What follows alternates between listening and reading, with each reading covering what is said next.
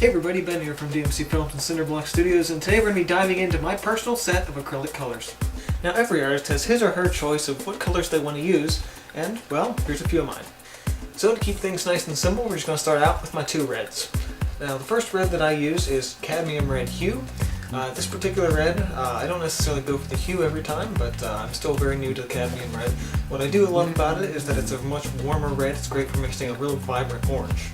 My other red is Parole red, specifically the one from Golden, because I really tend to prefer those colors.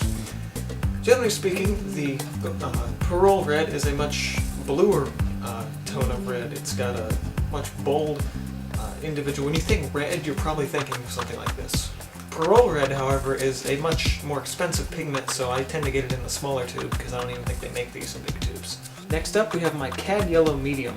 Now, I've used a lot of different yellows over the years, but this one definitely takes the cake. It's a bright, warm color, great for mixing in either direction, and this PY37 pigment, I gotta say, gotta be my favorite. Next up are my two greens. First off, we have my regular old standby phthalo green blue shade, and as the name suggests, it has a blue shade to it. Secondly, we have Hooker's Green, which is my go-to color for any kind of foliage, grass, trees, whatever. Now, blue is my favorite color, and this is where things get complicated. First off, we have Phthalo Blue. Now, Phthalo Blue I've been using for a very long time, and I'm actually starting to switch out from it. I don't have a tube of this color, I actually have a little bit in an ink jar, and that's Cerulean.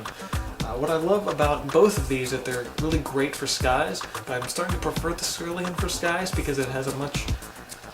It's a little bit lighter, as you can see in just the colors. It's a much darker blue. Phthalo Blue is a green shade paint, and Cerulean seems to be more of a pure, sort of primary kind of blue. And of course, my other blue is the Prussian Blue. Prussian Blue is a darker and somewhat grayer tone. It's great for sort of stormy skies, and it's a really good mixing color all around. I discovered this color through a class a couple of years ago, and I just absolutely fell in love with it.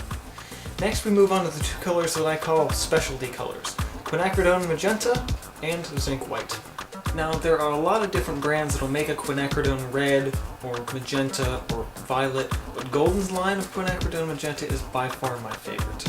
What I love most about this color is that if you add yellow, it turns into a nice sort of orangish red, and if you add blue, it turns into a nice purple.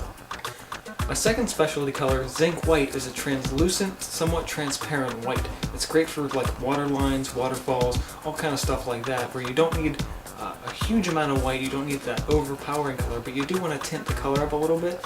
Zinc White is your color for that. You know, if somebody asked me what my favorite color of paint was, I would probably say yellow ochre.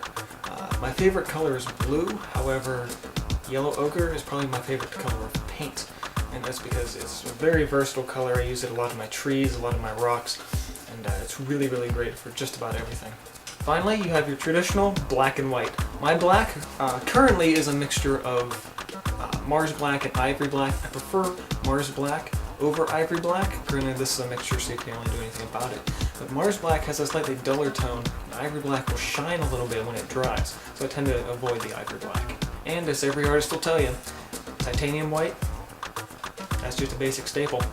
So, as a contemporary landscape painter, those are the colors I use on my palette. They may not necessarily work for you, but that's what works for me. If you found this video informative or even helpful in any way, go ahead and hit the like button. If you have a color of your own that you'd like to share, throw that in the comments below. Keep in mind though that every artist is different and every color is different. Feel free to experiment, play around with colors of your own. My color palette is always changing and evolving, and it never really stays the same from year to year.